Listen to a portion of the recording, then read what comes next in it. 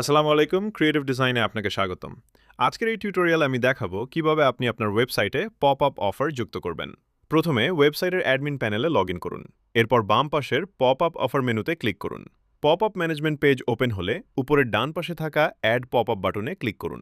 এখন একটি নতুন পপ আপ তৈরির ফর্ম দেখতে পাবেন। প্রথমে পপ আপ ইমেজ অপশনে ক্লিক করে আপনার পছন্দের অফার বা প্রচারণার ছবিটি আপলোড করুন।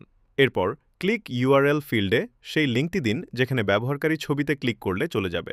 এটি হতে পারে কোনো প্রোডাক্ট পেজ, ক্যাটাগরি পেজ অথবা অন্য যে কোনো ওয়েব পেজের লিঙ্ক। প্রয়োজনে হেডার বাটন অপশন থেকে পপ আপের উপরে একটি বাটন যুক্ত করতে পারেন। এরপর অ্যাক্টিভ অপশনটি চালু রাখুন যাতে পপ আপটি ওয়েবসাইটে প্রদর্শিত হয়। সব তথ্য সঠিকভাবে দেওয়া হয়ে গেলে সেভ বাটনে ক্লিক করুন। সফলভাবে সংরক্ষণ হওয়ার পর পপ আপ ম্যানেজমেন্ট তালিকায় আপনার নতুন পপ আপটি দেখতে পাবেন। পপ আপটি সম্পাদনা করতে চাইলে এডিট আইকনে ক্লিক করুন।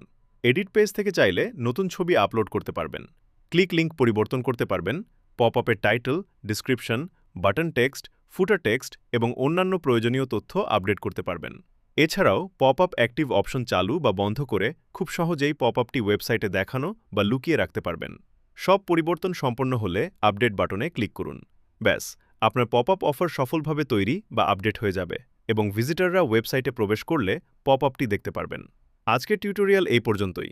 ভিডিওটি ভালো লাগলে একটি লাইক দিন, চ্যানেলটি সাবস্ক্রাইব করুন এবং নতুন নতুন টিউটোরিয়াল পেতে বেল আইকনটি অন করে রাখুন। ধন্যবাদ।